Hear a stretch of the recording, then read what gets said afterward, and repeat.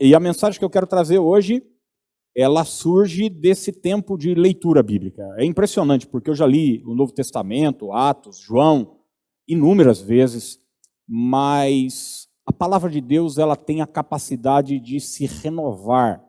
Sempre algo novo surge e vem ao nosso coração.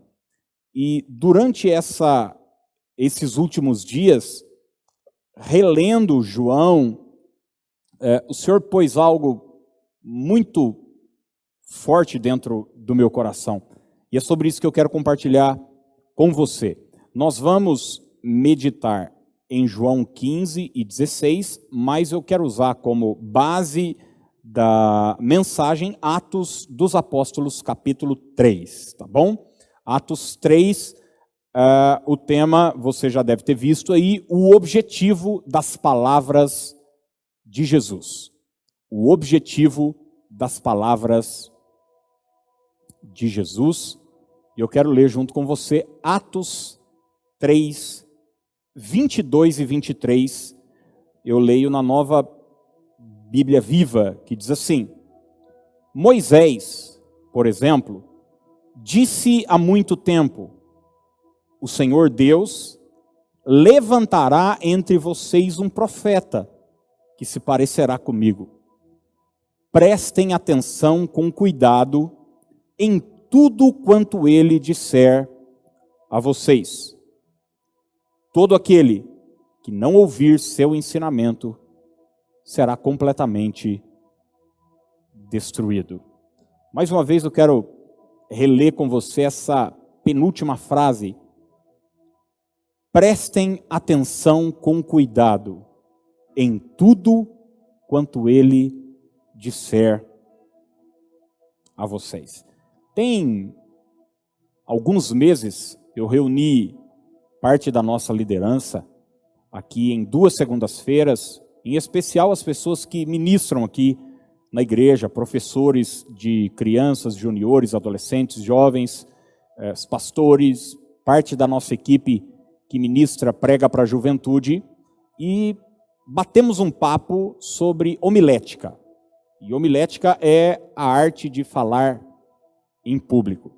Você sabe que uma vez fizeram uma pesquisa, e a pesquisa saiu que as pessoas têm mais medo de falar em público do que da morte. Já parou para pensar uma coisa dessa? Falar em público para algumas pessoas é uma coisa assim impensável. Mas a gente bateu um papo sobre falar em público, como preparar um sermão, como preparar uma mensagem. E uma das coisas que eu disse naquela ocasião para o pessoal, a gente reuniu, acho que era em torno de umas 30 pessoas, é o seguinte, que sempre que você vai falar, você precisa ter um objetivo bem definido na sua mente. Não dá para você ir para uma sala de aula como professor, ou para uma plataforma como um pastor, um pregador, e não saber do que você vai falar. Você precisa ter claro o seu objetivo. A gente até ilustrou naquele momento que a mensagem é como uma viagem. E a primeira coisa que você faz numa viagem é definir o destino. E depois que você definiu o destino, você estabelece uma rota, um roteiro. Eu estou dizendo isso porque Jesus era um pregador com excelência. Jesus passou boa parte do seu ministério, claramente orando pelas pessoas, abençoando as pessoas, ministrando sobre os enfermos, libertando os opressos, mas você vai ver Jesus ensinando muito, pregando muito, falando muito. Aliás, você vai ver na Bíblia, em especial no Evangelho de João, que os milagres não são um fim neles mesmos. João, inclusive, não chama os milagres de milagres, ele chama os milagres de sinais, porque eles apontam para algo maior do que o próprio milagre. Um exemplo é a ressurreição de Lázaro. Antes de ressuscitar Lázaro, Jesus disse para suas irmãs: eu sou a ressurreição e a vida. Mais importante do que Lázaro ressuscitar é que a humanidade soubesse quem estava por trás daquilo tudo. Um ensinamento aconteceu. E eu estou dizendo isso porque esse texto que nós vamos olhar agora, e se você tiver a Bíblia e quiser acompanhar, vai estar passando aí para você também, em João 15, Jesus está pregando um de seus sermões mais extraordinários. Não só é um sermão maravilhoso, que começa lá no capítulo 14, é aqui que Jesus vai falar, eu sou o caminho, a verdade e a vida, é aqui que ele vai falar, na casa de meu pai existem muitas moradas. Não só é um sermão especial, mas é seu último sermão.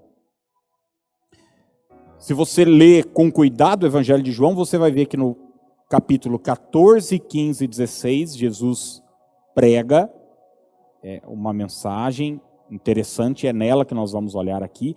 No capítulo 17, ele ora por seus discípulos, é o texto conhecido como oração sacerdotal, e é aí que Jesus será preso, e depois a crucificação, e, enfim, logo em seguida sua assunção.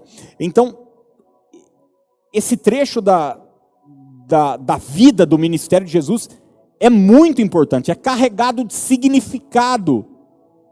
E você vai ver que, por 4 vezes, Jesus diz o seguinte: vos tenho dito estas coisas para. Vos tenho dito estas coisas para. E, relendo João, essa frase me chamou a atenção. E eu quero olhar e pensar com você sobre qual era então o objetivo das palavras de Jesus. Por que ele pregava? Por que ele reunia as pessoas em torno de si e pregava um sermão e ensinava as pessoas? E eu anotei aqui 4 objetivos, 4 finalidades das palavras de Jesus. E a primeira delas é que a palavra de Jesus nos proporciona alegria verdadeira. A palavra de Jesus nos proporciona alegria verdadeira. O primeiro intuito de Jesus pregar um sermão é proporcionar para as pessoas alegria. João 15, 11, olha o que diz aí na sua Bíblia. João capítulo 15, verso 11. Tenho-vos dito estas coisas para. Se você tem o costume de grifar a Bíblia, grife essa expressão. Vos tenho dito estas coisas para. Para demonstra o objetivo, a finalidade, a intenção. Por que Jesus estava dizendo estas coisas? Para que o meu gozo ou a minha alegria esteja em vós, e o vosso gozo ou a vossa alegria seja completa. Seja completa. Gente, qualquer pessoa com o mínimo de sanidade mental tem o desejo de ser feliz. Todos nós.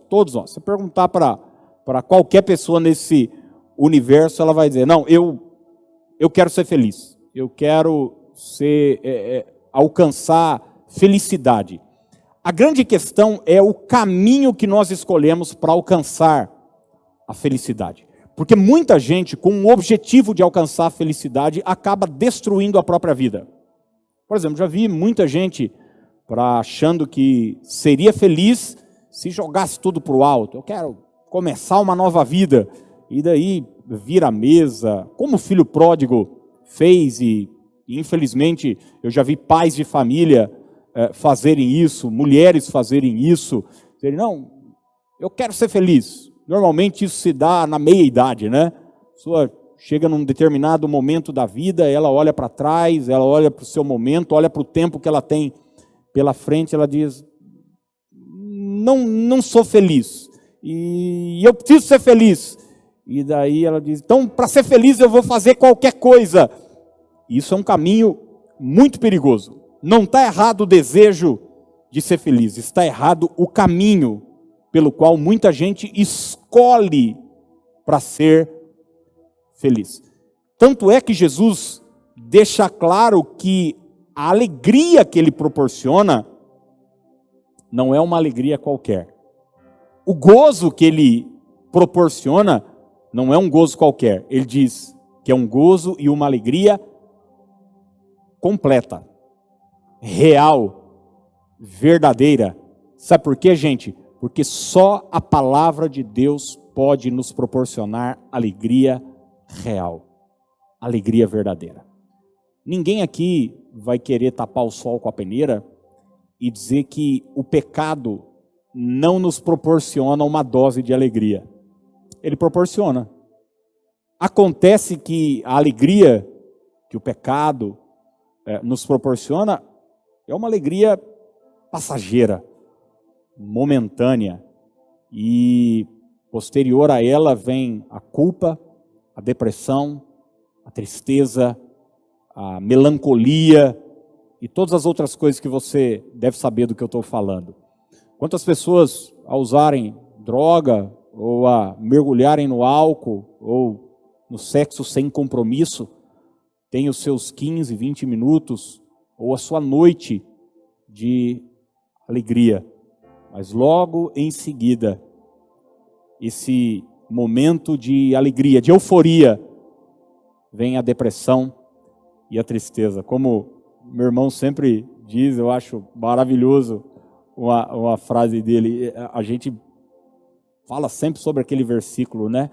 O choro pode durar uma noite, mas a alegria virá ao amanhecer.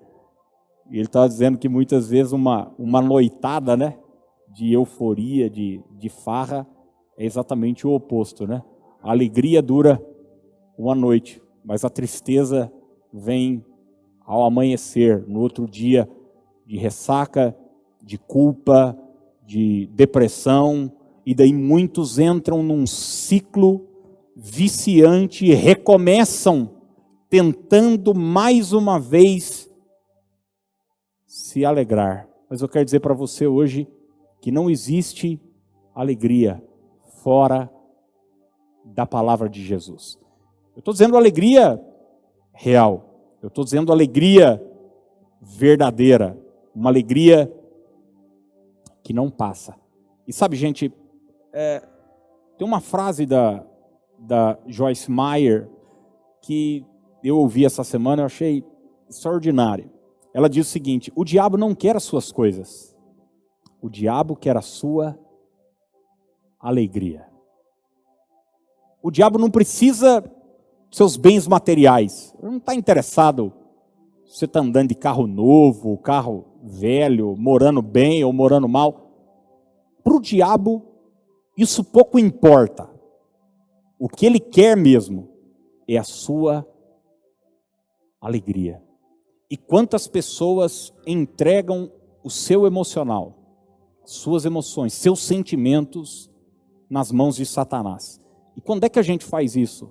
Quando nós colocamos o foco da nossa alegria no lugar errado, em coisas, em pessoas. Paulo vai deixar muito claro, quando ele escreve aos Filipenses, no capítulo 4, verso 4, ele diz: alegrai-vos sempre no Senhor. Outra vez vos digo, alegrai-vos.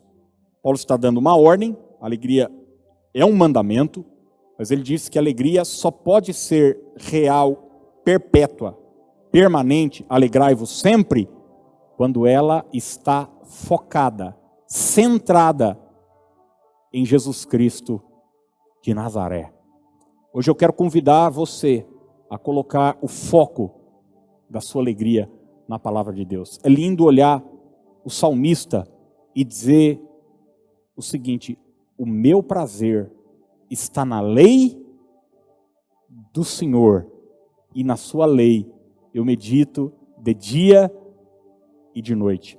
A alegria do salmista não estava em coisas, em situações, em circunstâncias, mas na lei, na palavra do Senhor.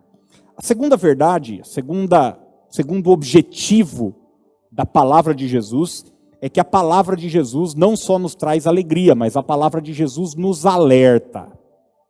A palavra de Jesus, ela tem como objetivo nos trazer alegria, mas também nos prevenir.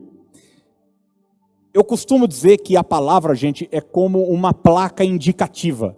Você que já viajou, você sabe, muitas vezes quando você pega uma serra ou uma estrada perigosa, e esse mundo que nós vivemos aqui é um mundo perigoso, muitas vezes você vai ver uma placa indicativa. Reduz a velocidade. Curva perigosa a 200 metros. Atenção, ligue os faróis. E sabe, eu penso que muitas vezes a palavra de Jesus funciona como essas placas indicativas no caminho da vida.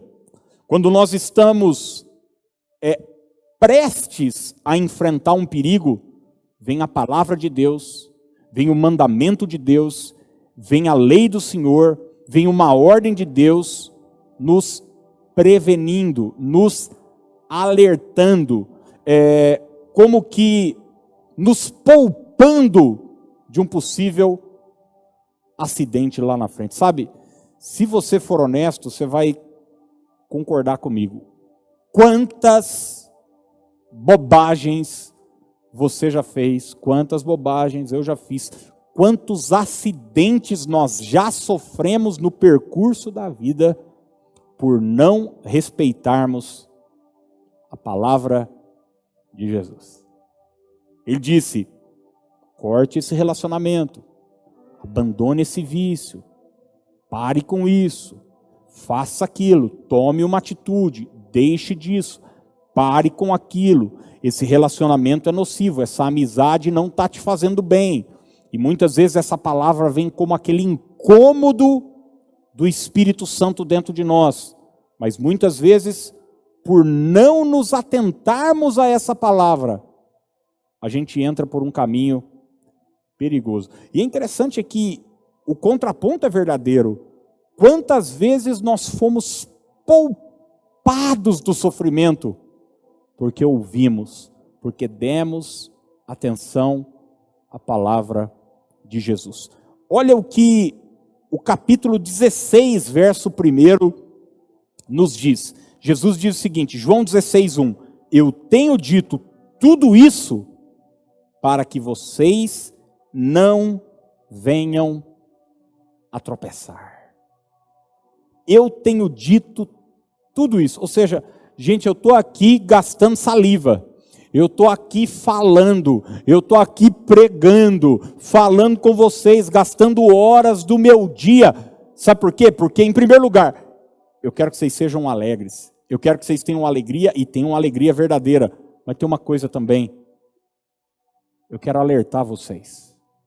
Eu quero dizer para vocês que existem cuidados que precisam ser tomados, para que vocês não tropecem, para que vocês não se escandalizem nessa caminhada e nessa jornada. Ah, gente, quando nós damos atenção à palavra de Jesus, nós somos poupados de muita coisa. Eu costumo dizer sempre que a palavra, ela pode ser um remédio para nos curar. Quantas vezes, né? E a maioria das pessoas, infelizmente, chegam para Jesus já quase que arrebentadas, quase que na UTI, né? E elas chegam para a igreja, chegam na comunidade, muitas vezes com o casamento arrebentado, a vida econômica arrebentada, cheia de marcas, feridas emocionais, as finanças, a empresa, e não tem nada de errado em buscar Deus quando a gente está sofrendo. A gente tem que vir para Deus em qualquer tempo, em qualquer momento. E daí a palavra vai trazendo cura, como um bálsamo.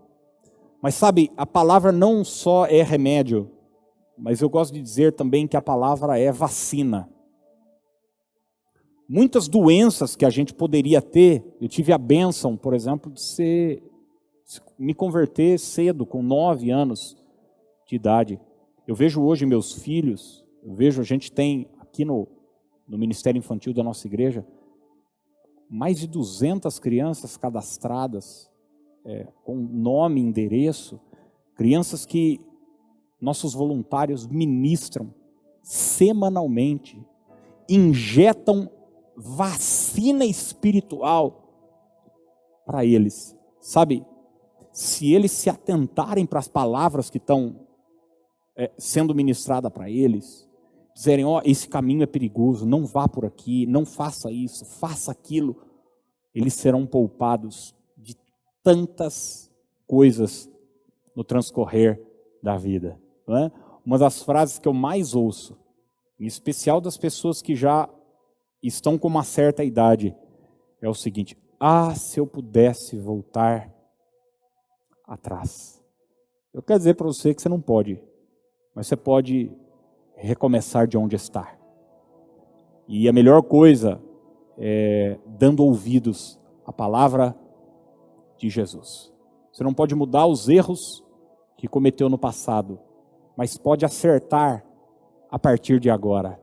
Pode viver um novo começo a partir de agora, seguindo o conselho de Jesus. Ô, gente, é por isso que vira e mexe eu faço um desafio aqui. Eu falo, gente, vamos ler Provérbios esse mês. Vamos ler o Novo Testamento esses 2 meses. A gente faz devocional, bota livro na mão das pessoas, diga, leia a Bíblia, pega a Bíblia, abra, anota, marca. Por que você acha que a gente faz isso? Porque eu tenho parceria com alguma livraria aqui da cidade que vende Bíblia? Não. Se alguma quiser fazer, eu também não vou reclamar. Mas eu faço isso, gente, porque a palavra de Deus pode prevenir, pode te poupar, pode te alertar de tanta coisa na sua vida. Jesus disse, eu tenho dito tudo isso para que vocês não venham a tropeçar. A terceira razão pela qual Jesus estava ministrando, e ele vai dizer isso, e é o nosso terceiro ponto aqui, é o seguinte: a palavra de Jesus nos lembra das promessas de Deus. Então, primeiro, a palavra de Jesus nos proporciona alegria, a palavra de Jesus nos previne, nos alerta, mas em terceiro lugar, a palavra de Jesus nos lembra das promessas de Deus. Olha o que o verso 4 diz, João 16, 4. Ora, estas coisas, olha mais uma vez a expressão aí, estas coisas vos tenho dito para que, quando a hora chegar, vos recordeis de que eu vô-las disse. Não vô-las disse desde o princípio, porque eu estava convosco. Jesus está dizendo o seguinte, essa palavra eu estou dizendo para vocês, porque vai chegar um momento em que vocês vão recordar dessa palavra, vocês vão se lembrar dessa palavra. A palavra de Jesus é como um lembrete para nós. É como, eu não sei se você já fez isso, hoje a gente coloca no celular, né? Tudo no celular, vê a hora no celular, tira foto no celular, e quando precisa lembrar de alguma coisa, tem um despertador no celular. Mas, antigamente, muita gente marcava na mão, né? Tipo o presidente Bolsonaro. Anotava na mão com caneta alguma coisa. Eu me lembro uma tia minha uma vez, ela fez um X na mão, que era para lembrar de buscar alguma coisa na casa de uma pessoa. Mas ela só colocou o X. E daí, quando deu o horário, ela olhou aquele X, só que ela não lembrava o porquê daquele X. Então, quer dizer, não adiantou nada. A palavra de Jesus, ela vem para nos fazer lembrar das promessas de Deus para a nossa vida. Eu não sei você, mas eu tenho inúmeras promessas de Deus para a minha vida. E as promessas de Deus para a minha vida estão aqui. Estão nessa palavra. É bom a gente encher o coração dessa palavra, é bom a gente meditar nessa palavra, é bom a gente ler e reler essa palavra, porque passamos a andar com mais confiança, passamos a andar com a cabeça erguida, passamos a andar sabendo que o Senhor que prometeu é fiel para cumprir a sua palavra. Quando chega uma circunstância lá na frente, difícil, quem aqui já não viveu um momento assim, você está vivendo uma adversidade na sua vida, você lembra de um sermão que você ouviu na igreja, de uma palavra, de uma promessa de Deus para a sua vida, vem um texto bíblico ao seu coração, você se lembra de uma anotação que você fez, de uma mensagem que você ouviu, você diz, poxa, eu vou vencer isso, porque o meu Deus disse que eu vou vencer isso. Você de repente está desempregado de uma hora para outra, sua vida econômica vira do avesso, mas aí você se lembra, o Senhor é o meu pastor, nada me faltará. Você se lembra de Filipenses 4,19, o meu Deus, segundo a sua riqueza em glória, há de suprir em Cristo Jesus cada uma das minhas necessidades.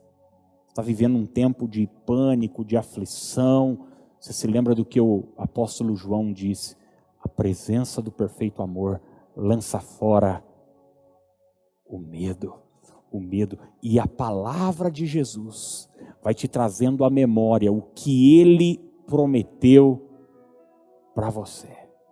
Eu gosto do texto que Caleb se encontra com Josué, lá em Josué capítulo 14, verso 6 em diante. Se você quiser abrir junto comigo, acho que vale a pena a gente abrir. Josué 14, 6 é um texto onde Josué e Caleb conversam depois de já terem entrado na terra prometida. E o texto diz assim, chegaram os filhos de Judá a Josué em Gilgal, e Caleb, filho de Jefoné, o quenezeu, lhe disse, olha só, tu sabes o que o Senhor falou. Tu sabes o que o Senhor falou. Caleb está recorrendo a uma palavra que lhe foi dada. A palavra o trouxe, ativou a sua memória, a sua recordação. Ele diz para Josué, tu sabes o que o Senhor falou a Moisés, homem de Deus, em Cades Barneia, a respeito de mim e de ti. Tinha eu 40 anos, quando Moisés, servo do Senhor, me enviou de Cades Barneia para espiar a terra, e eu lhe relatei como sentia no coração. Mas meus irmãos que subiram comigo desesperaram o povo, eu, porém, perseverei em seguir o Senhor, meu Deus. Então, Moisés naquele dia jurou, dizendo, certamente a terra em que puseste o pé será tua e de teus filhos em herança, perpetuamente, pois perseveraste em seguir o Senhor, meu Deus. Eis agora, olha só, ele recorre a uma palavra que ele recebeu. Gente, essa palavra tinha sido dada a Caleb 45 anos antes. Imaginou? Olha como a memória de Caleb está ativada. Pelo que, gente? Por uma palavra que ele recebeu. Eu brinco sempre, falo com os meus amigos, gente que às vezes promete, vou te fazer um risoto uma hora, ou vou te fazer tal coisa, ou vou não sei o que. Eu falo, não promete as coisas para mim, porque eu tenho boa memória. Eu tenho esse defeito, hein? E eu vou lembrar do que você falou. Caleb, bom, se eu acho que minha memória era boa de Caleb, ele tomava ginkgo biloba 3 vezes ao dia. Era uma coisa assim surpreendente. Ele diz para Josué, você se lembra do que Moisés falou a meu respeito. E ele termina dizendo, eis agora, o Senhor me conservou em vida como prometeu. como prometeu. 45 anos lá, desde que o Senhor falou esta palavra a Moisés, andando Israel ainda no deserto, e já agora, sou de 85 anos, estou forte, ainda hoje, como no dia em que Moisés me enviou. Qual era a minha força naquele dia? Tal ainda agora para o combate, tanto para sair a ele, como para voltar. Agora, pois, dá-me este monte de que o Senhor falou naquele dia, pois naquele dia ouviste que lá estavam os anaquins e grandes e fortes cidades. O Senhor, porventura, será comigo para os desapossar, como prometeu.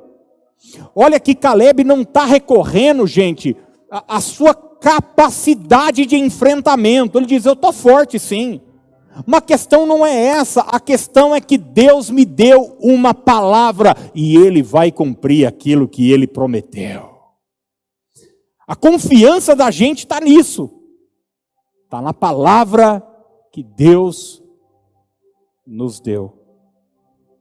O texto termina dizendo, Josué o abençoou e deu a Caleb, filho de Jefoné, Hebrom em herança. A promessa de Deus se cumpriu na vida de Caleb, porque a palavra de Deus vem para nos fazer lembrar das suas promessas. Eu quero hoje convidar você a descansar nessa palavra. Sabe, quando eu prometo uma coisa para alguém, quando alguém promete, você promete uma coisa para uma outra pessoa, depois que você promete, você já se arrependeu de uma coisa que você prometeu ou não? Só entre nós aqui. Você falou para uma pessoa assim, eu vou. Daí você fala, ah, meu Deus do céu. Daí chega no dia, você não está com vontade de ir. Você fala, nossa, e agora? Ó, tem que ir sem vontade mesmo. Você convidou alguém, fala, pessoal, não, vamos fazer churrasco lá em casa. Daí chega o dia, cara, um perereco, fazer vinagrete, buscar carne, pão, carvão, Coca-Cola, o freezer, não sei o que, não tem gelo. Você fala, bendita a hora que eu fui prometer fazer churrasco para esse povo, encher a pança dessa gente, devia cada um estar na sua casa. A gente às vezes acha que quando Deus nos promete uma coisa, depois que Ele promete, ele fica assim, nossa, e agora? Como é que eu vou fazer? Deixa eu dizer uma coisa para você, quando Deus te promete uma coisa, já está pronto, já está preparado, já tem o seu nome registrado, é questão de tempo, estará na sua mão. Então descanse, porque quem te prometeu não é homem para mentir, nem filho de homem para se arrepender. Quarto lugar, a palavra de Jesus nos traz paz. A palavra de Jesus nos traz paz. O objetivo de uma pregação, de uma mensagem, o objetivo da Escritura Sagrada é que você tenha paz. Olha que o verso 33 diz, João 16, 33. Estas coisas vos tenho dito para que tenhais paz em mim. Isso aqui é no final do sermão. Daqui a pouco ele vai orar pelos discípulos. E diz, olha, eu disse tudo isso para vocês até agora, para que vocês tenham paz em mim. Ô, gente, isso é até um alerta, porque eu já vi muitas pessoas ficarem perturbadas porque receberam uma palavra, às vezes uma palavra profética, um profeta me disse tal coisa, uma pessoa me disse tal coisa. Se não produziu paz em você, não é palavra de Deus. Pode até ser uma palavra de correção, mas quando é de Deus, traz paz. Pode ser até uma chamada de atenção, mas quando é de Deus, não produz confusão. Deus não está no meio da confusão. Chega e atravessando tudo. Não. A palavra vem trazer paz para o nosso coração. Você deve conhecer pessoas que, se encontrar com elas, você está bem, você levantou um dia bem. Sabe aquele dia, tinha uma expressão antiga, a pessoa dizia o seguinte: nossa, eu acordei hoje, parece que eu vi o passarinho verde. Lembra disso? Você acorda todo feliz, toma o seu café da manhã, come o seu pão francês com manteiga aviação, come uma banana com granola, sei lá. Aquele dia que você acordou, você falou: cara, hoje é o meu dia. Você toma um banho gostoso, coloca a sua roupa, passa o seu perfume, sai para a vida. E está tudo bem no trabalho, você chega alegre. No meio do dia, você precisa ir no banco, resolver alguma coisa, mas você está em paz. Sua conta está negativa, mas você está em paz. Você está bem, você está feliz e tal. Mas no banco, na fila do banco, você encontra uma pessoa. 2 minutos de conversa, sua paz foi embora.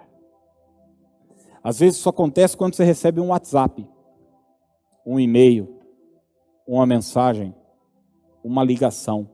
Não é interessante como existem pessoas que a fala delas produzem ansiedade, preocupação, tristeza, chateação, rancor na gente? Tem gente que assim, a palavra dela, estar perto de algumas pessoas, é trazer toxicidade para o coração. Mas estar perto de Jesus é trazer paz para o coração. Porque a palavra que ele tem para dar... gente, e tem pessoas que são assim, né? Tem gente que você está todo atribulado, todo arrebentado. E ele chega e traz uma palavra. E essa palavra produz paz. Jesus Cristo era assim. Jesus Cristo era desses, que estar perto dele era ser presenteado por essa paz que excede todo entendimento. Quando os discípulos estavam lá no meio da tempestade, ele chegou andando sobre as águas, Mateus 14, ele já chega falando: paz. Não precisa ter medo não, sou eu estou aqui, vocês podem ficar em paz. Quando em João 21 os discípulos estão trancados naquela casa, morrendo de medo dos judeus, Jesus tinha morrido, já era o 3º dia, muitos não tinham visto o Senhor ainda. Jesus entra, se coloca no meio deles naquela casa. As portas estavam fechadas, mas o Cristo glorificado se apresenta no meio dos discípulos e ele já chega dizendo para aqueles 11 que estão morrendo de medo, ele diz: paz seja convosco. A palavra de Jesus muda o ambiente, muda a temperatura do ambiente. Que coisa extraordinária, nós sermos inundados por essa paz. Sabe, gente, uma das coisas que me deu muita paz durante todo o meu processo pesado de tratamento, de quimioterapia, já esse mês passado foram 2 anos que eu fiquei internado e tal, a maioria acho que sabe disso. Eu senti dor, eu senti chateação, obviamente, fui privado de tantas coisas e tive que me submeter a tantas coisas, mas eu nunca perdi a minha paz. Quem conviveu de perto comigo sabe que eu não entrei em pânico. O tempo todo eu estive em paz. Sabe o que me trouxe paz? Não é que eu sou um cara que eu sou estável emocionalmente. Ele fala: ai, nossa, fulano tem um equilíbrio emocional. Não tem nada a ver. O que me trouxe paz foi ter sobre a minha vida uma palavra. Uma palavra. Eu me recordava das palavras de Jesus. Eu me recordava dos trechos da Escritura. Eu me recordava de tudo aquilo que Deus já havia me dito, falado prometido. E eu sabia que Deus não é menino para falar uma coisa e depois não cumprir. Ele cumpre aquilo que promete. E aquilo enchia o meu coração de paz, de paz, de paz. Você pode ficar em paz. Deus vai cuidar de você. Você pode ficar em paz. Ele vai cumprir aquilo que prometeu. Mas permita que essa palavra tenha espaço no seu coração. Sabe por que muita gente está agoniada? É crente, mas está agoniado? Porque ouve mais o William Bonner do que Jesus de Nazaré. Ouve mais os especialistas do que Jesus de Nazaré. Ouve mais os amigos do que Jesus de Nazaré. Ouve mais suas emoções do que Jesus de Nazaré. Se você sintonizar na frequência do céu, essa ansiedade vai embora, esse medo vai embora, esse pânico vai embora e a paz que excede o entendimento vai inundar a sua alma e o seu coração. Pedro, quando estava na casa de Cornélio, no meio da mensagem, ele disse o seguinte em Atos 10, 36. Esta é a palavra que Deus enviou aos filhos de Israel, anunciando-lhes o evangelho da paz por meio de Jesus Cristo. Olha só que expressão linda, gente. O evangelho é boa notícia. É uma notícia. É um relato.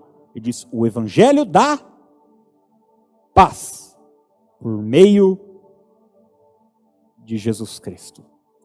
Então eu quero dizer para você que um dos objetivos da palavra de Jesus é trazer paz para o nosso coração. Eu termino como Jesus em João 14 disse também no meio desse sermão extraordinário. Ele diz no verso 26 de João 14, mas o Consolador, porque aqui é uma palavra de despedida de Jesus, gente.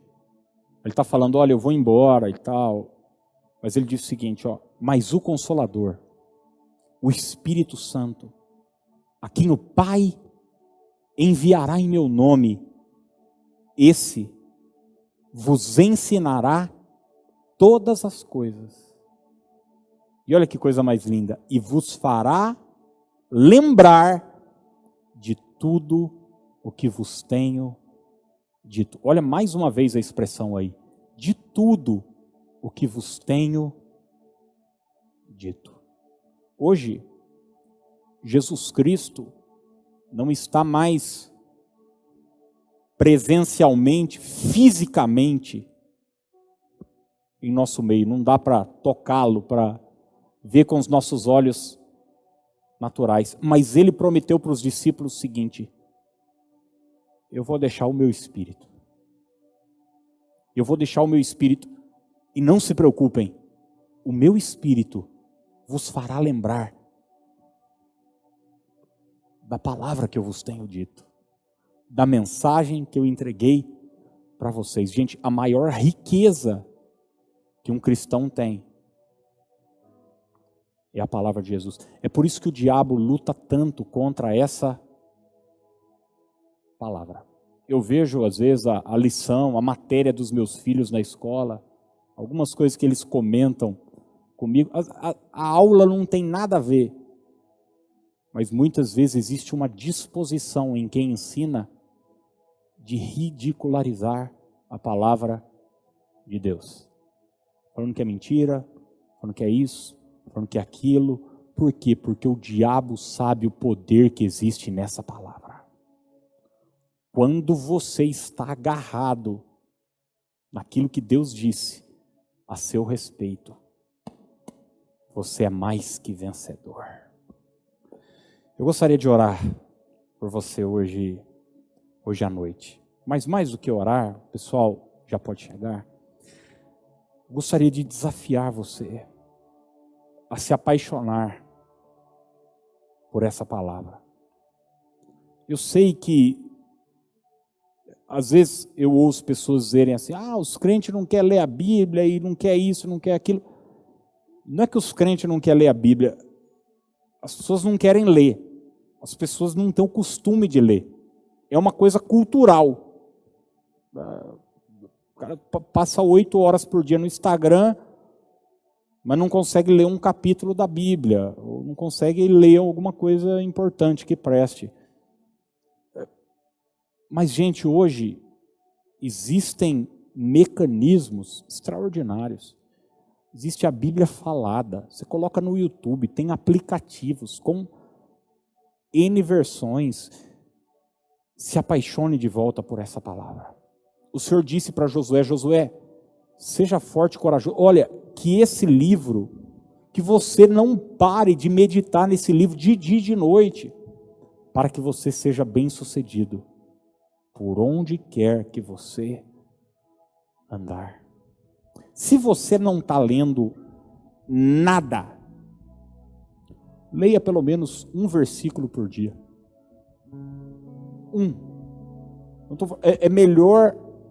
O problema é assim, é que eu vejo muita gente falando assim, não, eu quero ler a Bíblia toda.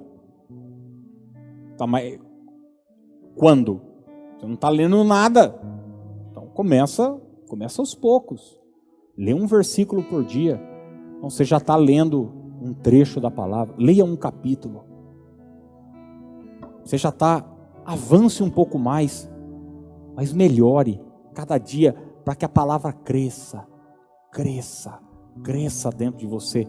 Daqui a pouco você raciocina biblicamente, porque você está tão cheio da palavra que para você tomar uma decisão não é tão difícil, porque você já sabe o que Deus pensa a respeito daquilo. Para você dizer não é mais tão difícil, porque você já sabe o que Deus pensa a respeito daquilo. Você decide orando e meditando na Escritura ao mesmo tempo. É uma coisa extraordinária. Eu quero que em nome de Jesus a gente hoje seja desafiado. Se existe uma pressão maligna para afastar o povo da Escritura, e infelizmente existem até algumas igrejas, você às vezes passa o culto inteiro, a Bíblia não foi aberta. A Bíblia não foi aberta. Canta todo mundo, pede dinheiro 1h30, canta coral, criança, velho, jovem, canta tudo, e Bíblia que é bom nada. Você vai ver que nós sempre demos e sempre vamos dar prioridade para a palavra de Deus. Ela que nos alimenta, ela que dá alegria, paz, nos faz lembrar das promessas, ela que nos alerta, que nos previne. Se agarre nessa palavra, em nome de Jesus.